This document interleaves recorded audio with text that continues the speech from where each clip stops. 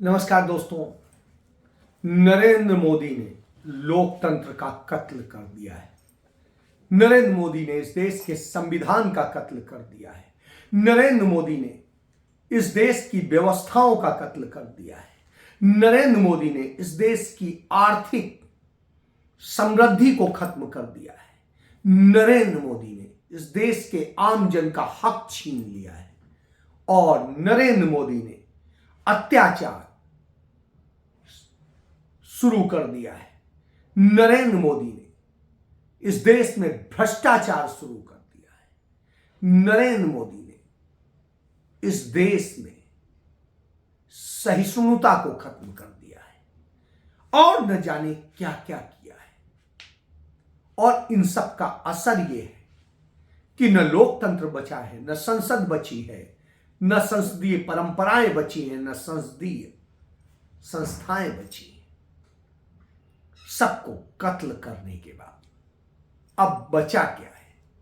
सिर्फ गुलामी और गुलामी और गुलामी। इस गुलामी से लड़ने के दौर में, इस गुलामी के समय में, इस तानाशाही के दौर में, इस नाजीवाद के दौर में, जब लड़ाई लड़ने निकलती है कांग्रेस अपने विपक्षी सांसदों के साथ, तो नेता प्रतिपक्ष अधीर रंजन चौधरी सहित 47 सांसदों को निलंबित कर दिया जाता है संसद से। संसद में हंगामे के बाद लोकसभा से विपक्ष के और भी कई सांसदों को पूरे सत्र के लिए निलंबित कर दिया गया है।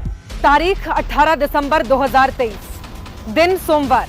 एक बार फिर संसद में सवाल पूछने पर लोकसभा से 33 और राज्यसभा से 45 विपक्षी सांसदों को सस्पेंड कर दिया गया है। ये मोदी सरकार की तानाशाही है। संसद की सुरक्षा में हुई चूक को लेकर विपक्ष के सांसद प्रधानमंत्री और गृह मंत्री से जवाब मांग रहे थे। लोकतांत्रिक प्रक्रिया में सवाल पूछना विपक्ष का हक है और सवाल का जवाब देना सरकार की जिम्मेदारी।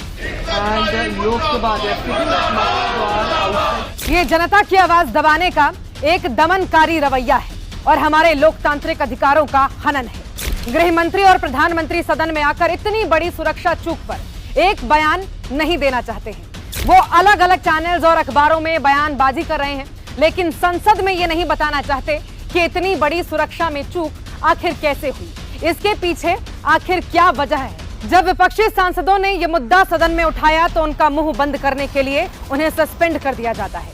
इससे पहले 15 सांसदों को सस्पेंड किया गया था। अब तक लोकसभा और राज्यसभा में मिलाकर 92 सांसदों को सस्पेंड किया जा चुका है।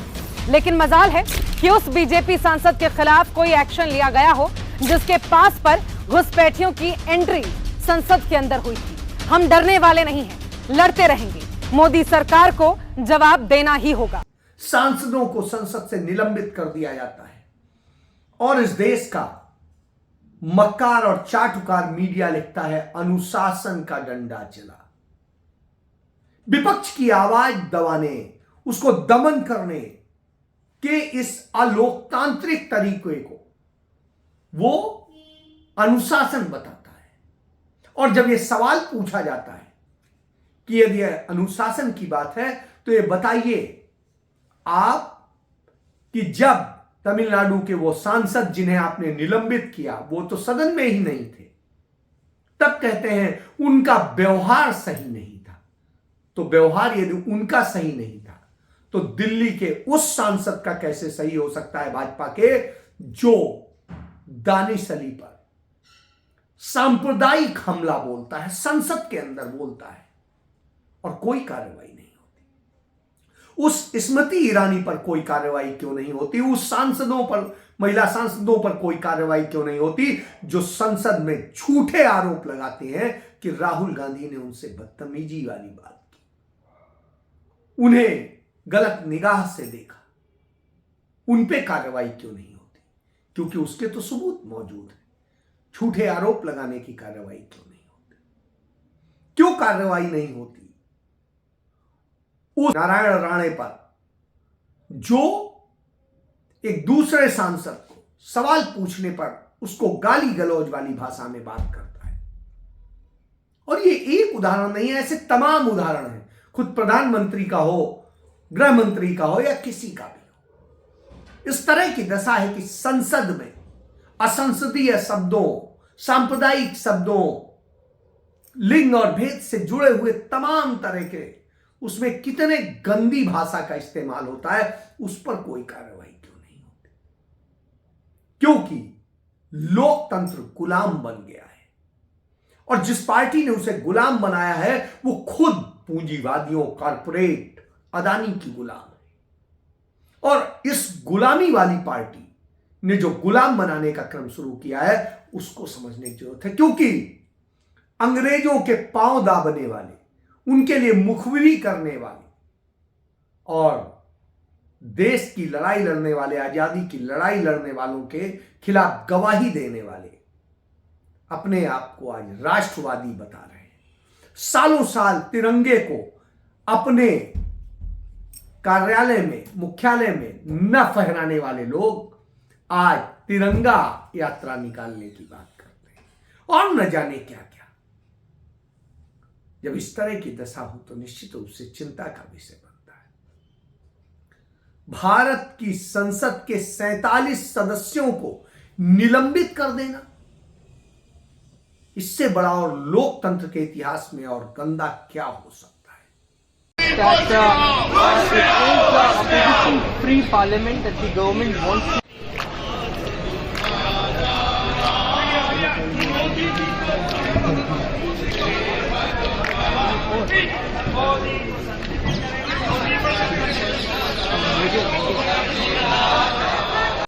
दुखद क्या हो सकता है? आज तो अखबारों को, मीडिया को, सबको कहना चाहिए था कि लोकतंत्र का गला घोटा गया सवाल पूछने पर।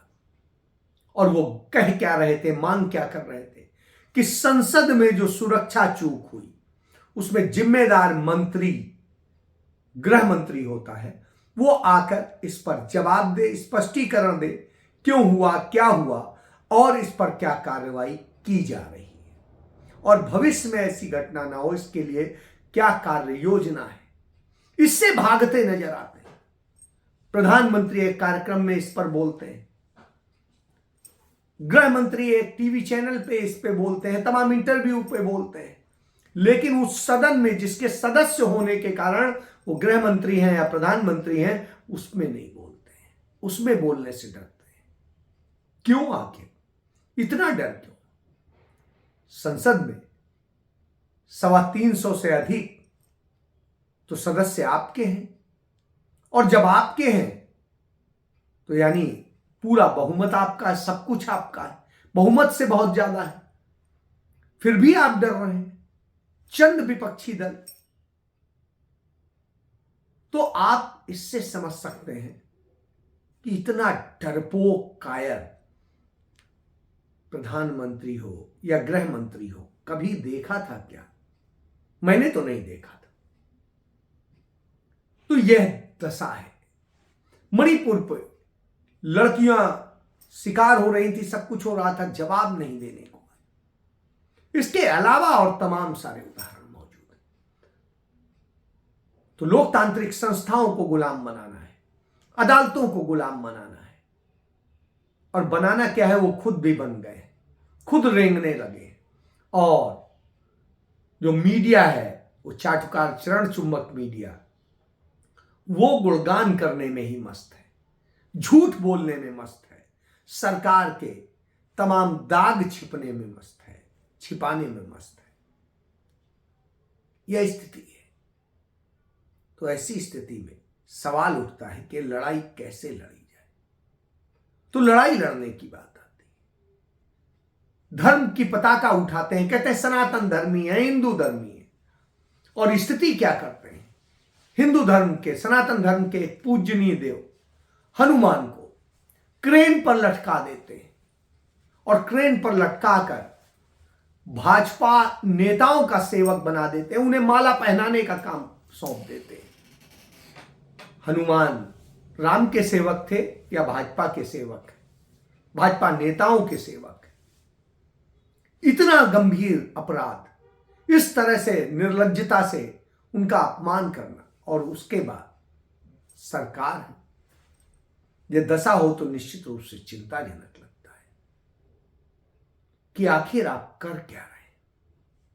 इन सब दशाओं के बीच में जब हम बात करते हैं तो आता है कि इनसे आखिर लड़ा कैसे जाएगा, क्योंकि संसद में बोलने नहीं दिया जा रहा है, संसद में आपको खत्म किया जा रहा है। संसद चलाने के लिए दोनों जिम्मेदार, चाहे उपराष्ट्रपति हो चाहे लोकसभा अध्यक्ष हो, दोनों पिट्ठू बन के बैठे हुए हैं। राष्ट्रपति मूक दर्शक बन के बैठी हुई है। संविधान की रक्षक का जिम्मा जिस पर है वो सर्वोच्च न्यायालय यानी सुप्रीम कोर्ट गुलामी की तरह से फैसले सुनाता है, और ब्यूरोक्रेसी तो चलिए नौकर है ही। ऐसी स्थिति में किससे उम्मीद करेंगे? तो उम्मीद की नजर आती है राहुल गांधी में, कांग्रेस में, क्योंकि 138 साल की कांग्रेस आज भी बुजुर्गियत के बावजूद सबसे पुरानी देश की राजनीतिक पार्टी, देश को आजादी दिलाने वाली पार्टी, देश को बनाने वाली पार्टी वही तो है जिसको दर्द है इस देश के टूटने का, बर्बाद होने का।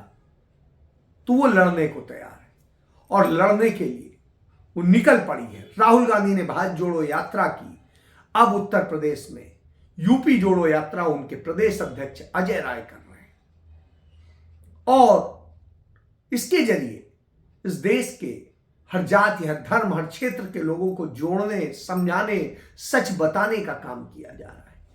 कांग्रेस पार्टी ने महिलाओं पर लगातार बढ़ते अत्याचार, उनके साथ होते अन्याय, उनके साथ होते अपराधों को लेकर के आज संसद के घेराव का कार्यक्रम किया और सरकार को चेताने का काम किया, लेकिन अंधी बहरी लूंगी सरकार को कुछ सुनाई नहीं देता, समझ नहीं आता है। इस देश को आर्थिक कंगाली में ढकेल देने वाले, इस देश को भुखमरी में ढकेल देने, बेरोजगारी में ढकेल देने और कर्जदार बना देने के खिलाफ युवक कांग्रेस ने 20 तारीख को संसद घेराव का नारा दिया है और संसद का घेराव करने का फैसला किया है, और इस दिशा में लगातार चल रहे हैं। लगातार जब सरकार सदन में नहीं सुन रही है तो बाहर उस पर जवाब मांगा जा रहा है। संसद से लेकर सड़क तक आंदोलन करेंगे, लड़ेंगे, जेल भी जाएंगे, लेकिन डरेंगे नहीं। इस नीति से राहुल गांधी के सब चल रहे हैं कि डरो मत। तो इसी नीति के तहत अब कांग्रेस पार्टी ने इस लड़ाई को आगे बढ़ाने के लिए एक वो कैंपेन शुरू की है जो कभी नहीं करती है। तो उसने अब यह किया है कि पूंजीपतियों के पैसे से पार्टी नहीं चलेगी, पार्टी चलेगी आम देशवासी के पैसे से, और इसके लिए उसने 138 रुपए से लेके एक 1380 रुपए और 13,800 रुपए या उससे अधिक के कंट्रीब्यूशन का एक पूरा प्लान तैयार किया। उसने किया कि आप जो भी आपको संभव हो, कम से कम 138 रुपए और ज्यादा से ज्यादा जो भी आप योगदान दे सकते हैं दीजिए।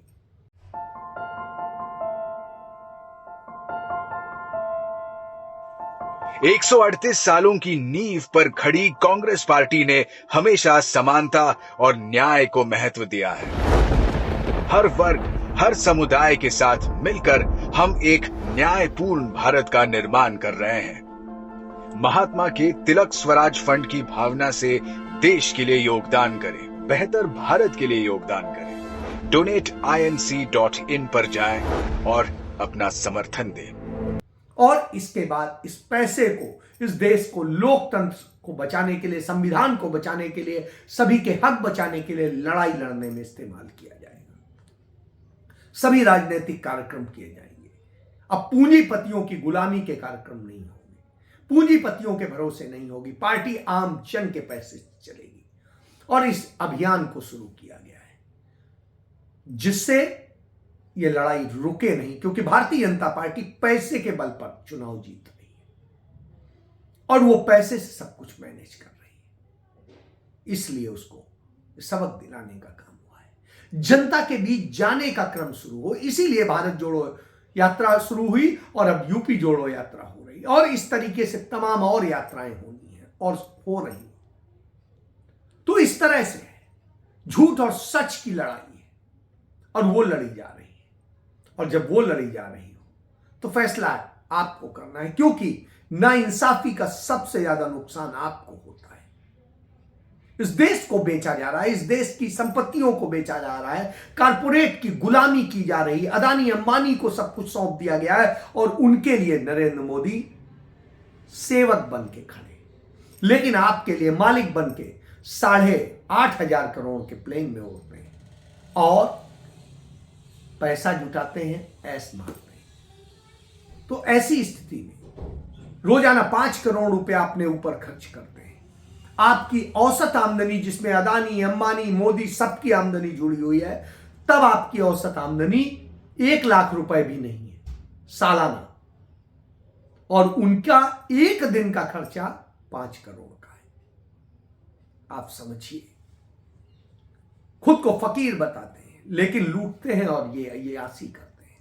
वही वो कांग्रेस पार्टी जो राष्ट्र बनाने से लेके आजाद कराने से लेके सब कुछ करती है, वो आपसे आपके जरिए खड़ी होना चाहती है। तो ये बड़ा आंदोलन है, इस बड़ी लड़ाई को लड़ना है। अब इस लड़ाई में आप किसके साथ हैं, ये फैसला आपको करना है।